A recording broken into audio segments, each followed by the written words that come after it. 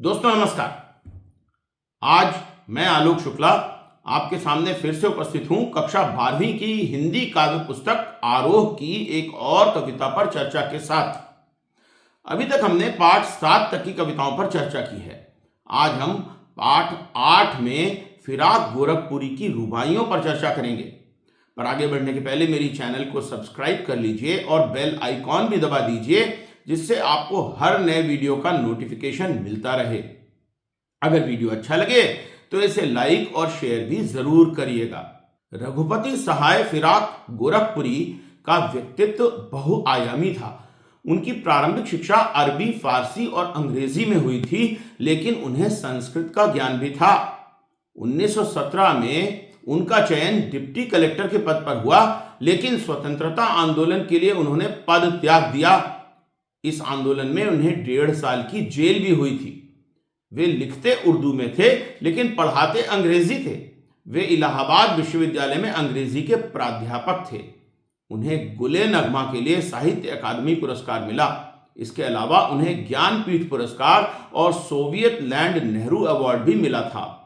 गुले नगमा के अतिरिक्त उनकी अन्य प्रसिद्ध कृतियां बज़्मे जिंदगी, रंगे शायरी और उर्दू गजल गोई हैं। उनका निधन सन 1983 में हुआ था। उर्दू शायरी मुख्य रूप से रूमानी होती है। उसमें समाजी और लोक जीवन के वर्णन कम ही हैं। फिराक ने उर्दू शायरी की इस रिवायत को तोड़ा। फिराक की शायरी की इस खासियत के बारे में यूट्यूब के चैनल IMC मैन UU पर creative commons attribution license reuse allowed पर उपलब्ध इस वीडियो में डॉक्टर तकी आबिदी से सुनिए। वीडियो का लिंक मैं डिस्क्रिप्शन बॉक्स में दे रहा हूं। कहा में फिराक को 18 महीने की जेल भी हुई।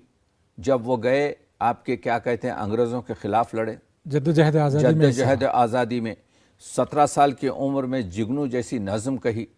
यही नहीं, बल्कि उन्होंने 1937 में जो अपना मक़ाला लिखा उर्दू की इश्क़िया शायरी, उसमें उर्दू शायरों से मुखातिब करके कहा कि तुम लोग क्या कर रहे हो, तुम लोग क्यों जिक्र तो फुरात का करते हो, जेहून का करते हो, नील का करते हो। तुमको चाहिए कि यहाँ की ज़मीन का, कुहे ख़ाफ की परियों का करते हो। तुमको चाहिए कि अपनी शायरी को अगर इस ज़मीन से जोड़ देंगे तो ये शायरी हमेशा के लिए यहाँ पर मजबूत रहेगी। तो ख़ुद उन्होंने, आप देखते हैं कि संस्कृत भी जानते थे, भाषा भी जानते थे।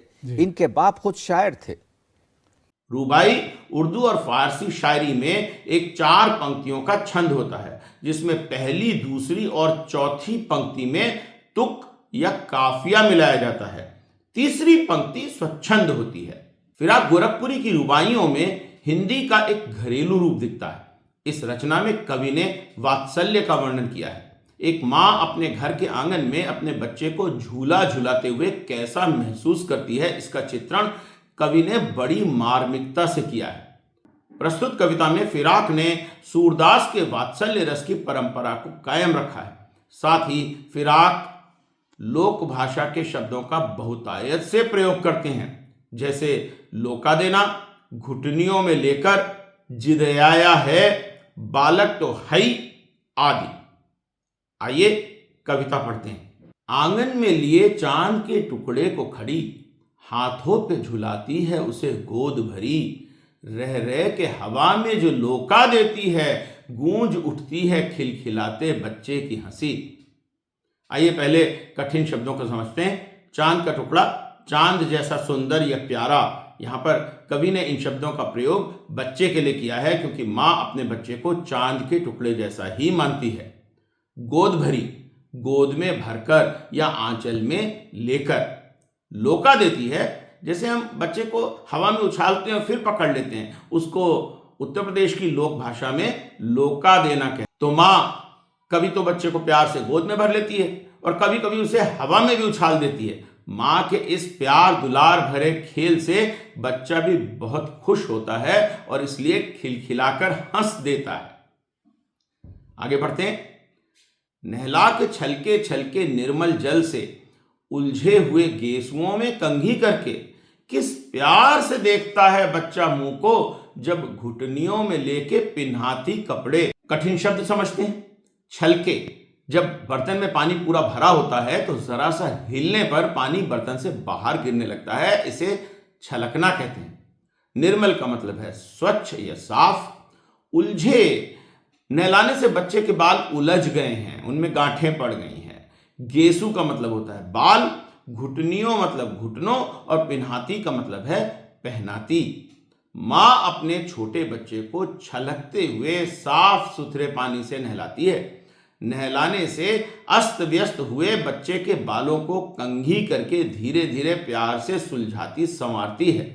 माँ बच्चे को अपने घुटनों के बीच में पकड़कर कपड़े पहनाती है। इस समय बच्चा प्यार से अपनी माँ के चेहरे को देखता रहता है। यहाँ पर सूर के पद से समानता देखिए। सूर यशोदा द्वारा कृष्ण को नहलाने का वर्णन करते हुए कह रहे हैं, तेल लगाई लगाई के अंजन, भौह बनाई बनाई ढिठौ नहीं। माँ की ममता का वर्णन फिराक की इस रुबाई में किस तरीके से किया गया है, इस बारे में YouTube के चैनल IMC मैन UU पर creative commons attribution license reuse allowed पर उपलब्ध इस वीडियो में डॉक्टर तकी आबिदी से सुनिए। वीडियो का लिंक मैं डिस्क्रिप्शन बॉक्स में दे रहा हूँ। से जिस तरीके से वो आगे बढ़ रहे हैं और वो ये बता रहे हैं, जैसा आपने कहा कि ममता के भी बारे में वो कहते हैं कि ममता एक बड़ी खूबसूरत उनकी जो है शायरी थी कि जब बच्चे को मारती है माँ प्यार से फरिश्ता बन के, तो बच्चा मदद के लिए माँ को ही पुकारता है। बड़ा खूबसूरत तरीके से कहा, समझ रहा। तो बच्चा भी जो है माँ, जब बच्चा पिटता है माँ से तो माँ को ही कहता है बच्चा माँ, समझ रहा। तो वो माँ माँ जो करता है, तो वो जो तरीक़े से फिराक बयान करते हैं कि एक बच्चे को निर्मल जल से नहला कर और उसके बालों में आपके कंघी कर कर अपने घुटनों में लेकर जब उसको कपड़े पहनाती है, तो वो बालक जो है जिस तरीक़े से माँ के मुंह को देखता है, बहुत खूबसूरत। तो दिस इज पोएट्री, समझ रहे ना आपके। यानी देखिए, बड़ी पोएट्री वो होती है कि जब लफ्ज़ों में बयान की जाए तो आप पूरी तरीके से आपके कहें कि ओह माय गुडनेस, ये आंखों में फिरने लगे। दीपावली की शाम घर पुते और सजे, चीनी के खिलौने जगमगाते लावे, वो रूपवती मुखड़े पे एक नर्म दमक, बच्चे के घरौंदे में जलाती है दिए। तो आइए पहले कठिन शब्द समझते हैं। शाम का मतलब है संध्या या सूर्यास्त का समय। पुते, दीवारों को रंगने को पुताई करना कहते हैं। लावे का मतलब है लाए। रूपवती मतलब सुंदरी। मुखड़ा मतलब चेहरा। एक को कहते हैं, और दमक जो है वो चमक को कहते हैं। घरौंदा होता है मिट्टी का छोटा सा घर जिससे बच्चे खेलते हैं, और दिए कहते हैं दीपक को। तो दीपावली की शाम को अपने साफ सुथरे पुताई किए हुए, रंग रोगन किए हुए सुंदर सजे घर में माँ अपने बच्चे के लिए मिट्टी के बने खिलौने व जगमगाते हुए दिए लेकर आई है। शाम को जब वो अपने पूरे घर में दिए जलाती है तो कुछ दिए बच्चे के खेलने के छोटे से मिट्टी के घरौंदे में भी जला देती है। आंगन में ठुनक रहा है जिदियाया है, बालक तो है ही चांद पर ललचाया है। दर्पण उसे दे के कह रही है माँ, देख आईने में चांद उतर आया है। ठुनक का मतलब है मचलना या बनावटी रोना। जिदियाया कहते हैं जिद से मचलने को। हाई का मतलब है ही। दर्पण है शीशा, और आईना भी दर्पण या शीशे को ही कहते हैं। छोटा बच्चा अपने आंगन में मचल रहा है और जिद कर रहा है। बच्चे का मन चांद को देखकर ललचाया हुआ है और वो आकाश से चांद को पाने की जिद कर रहा है।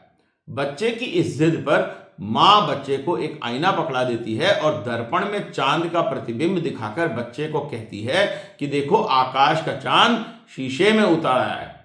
रक्षाबंधन की सुबह रस की पुतली, छाई है घटा गगन में हल्की हल्की, बिजली की तरह चमक रहे हैं लच्छे, भाई के बांधती चमकती राखी। कठिन शब्द जानते हैं। रस की पुतली, आनंद की सौगात या मीठा बंधन। घटा कहते हैं बादलों को। गगन का मतलब है आकाश। लच्छा राखी का चमकदार लच्छा है और हाथ या पैर में पहनने वाली पतली हल्की जंजीरों से बना गहना भी लच्छा ही कहलाता है। रक्षाबंधन की सुबह आनंद व मिठास की सौगात है। रक्षाबंधन के दिन सुबह के समय आकाश में हल्के हल्के बादल छाए हुए हैं। जिस तरह उन बादलों के बीच बिजली चमक रही है, उसी तरह राखी के लच्छे भी चमक रहे हैं। बहन बड़े ही प्यार से चमकती राखी अपने भाई की कलाई पर बांधती है। तो इस पाठ को कैसे पढ़ाएं? आपकी पुस्तक में जो सुझाव दिए गए हैं उनके अनुसार तो आपको पढ़ाना ही है। इसके अतिरिक्त आप बच्चों को फिराक साहब की कुछ प्रसिद्ध गजलें भी सुना सकते हैं। फिराक की सारी गजलों का संग्रह आपको रेखता और कविता कोश जैसी वेबसाइटों पर मिल जाएगा। देवनागरी में होने के कारण मैं कविता कोश का लिंक डिस्क्रिप्शन बॉक्स में दे रहा हूं। फिराक की गजलें बहुत से प्रसिद्ध गायकों ने गाई हैं। आप बच्चों को YouTube पर ये गजलें सुना भी सकते हैं। रुबाइयों के बारे में आप कक्षा में बात कर सकते हैं। बच्चों को बताइए कि और कौन से शायरों ने रुबाइयां लिखी हैं, जैसे उमर खयाम। इस पाठ में दी गई कविता में वात्सल्य रस को आप विस्तार से समझा सकते हैं और अन्य कवियों ने वात्सल्य रस में जो रचनाएं की हैं आप उनसे इसकी तुलना भी कर सकते हैं। काव्य में लोक भाषा और देशज शब्दों के प्रयोग के बारे में कक्षा में विस्तार से चर्चा करिए और इनके महत्व पर बात करिए, जैसे लोका देना। आप अपने विद्यालय के शिक्षकों और बच्चों के साथ मिलकर इस कविता को संगीतबद्ध करके इसका प्रस्तुतिकरण भी करा सकते हैं और इस पर एक छोटी सी संगीत नाटिका भी तैयार कर सकते हैं। तो आज के लिए इतना ही। जल्दी ही फिर मिलेंगे आरोह के अगले पाठ के साथ। तब तक के लिए नमस्कार।